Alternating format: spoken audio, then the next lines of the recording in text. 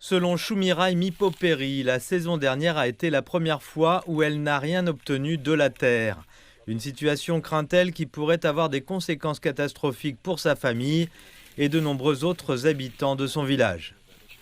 Nous n'avons jamais rien connu de tel. Nous n'avons pas assez de nourriture parce que nos récoltes n'ont rien donné.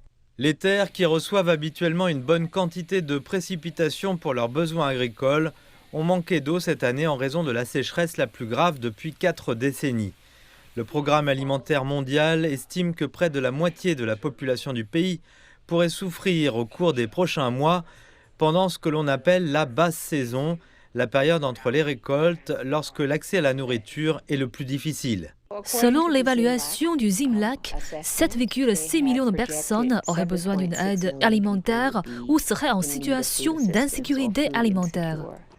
Le PAM nourrit actuellement 235 000 ménages.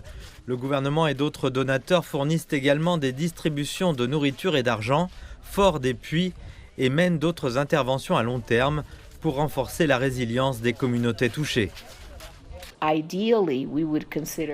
Idéalement, nous considérerions cette période creuse comme étant réussie. Si nous pouvions renforcer, non pas tous, mais un grand nombre de bénéficiaires, de sorte qu'à l'avenir, lorsque l'aide de la saison creuse sera nécessaire, vous puissiez voir moins de personnes être impliquées. C'est d'autant plus important que les sécheresses semblent se multiplier sous l'effet de divers facteurs. Il y a quelques années, nous savions que ces périodes de sécheresse se produisaient tous les 10 ans environ.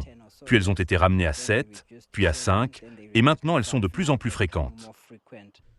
Le changement climatique perturbe la répartition des précipitations, provoquant de courtes périodes de pluie torrentielle suivies de périodes de sécheresse prolongée, ce qui est préjudiciable au développement des cultures. Des efforts sont déployés pour atténuer les effets de ces changements climatiques et pour mieux protéger les communautés à l'avenir.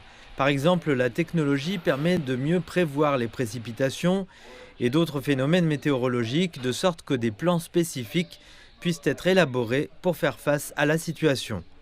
Le passage à des cultures plus résistantes aux effets de la sécheresse est également à l'étude. Basé sur l'intelligence artificielle et la technologie informatique, ainsi que sur les données en temps réel de nos stations météorologiques automatiques disséminées dans tout le pays et sur les images radars qui montrent les précipitations ponctuelles, ce système nous permet de fournir des informations en temps réel aux utilisateurs finaux.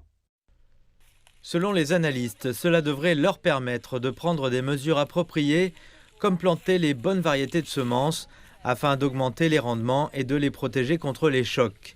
Pour l'heure, cependant, des millions de personnes espèrent survivre aux mois à venir et être prêtes pour une année 2025 beaucoup plus normale.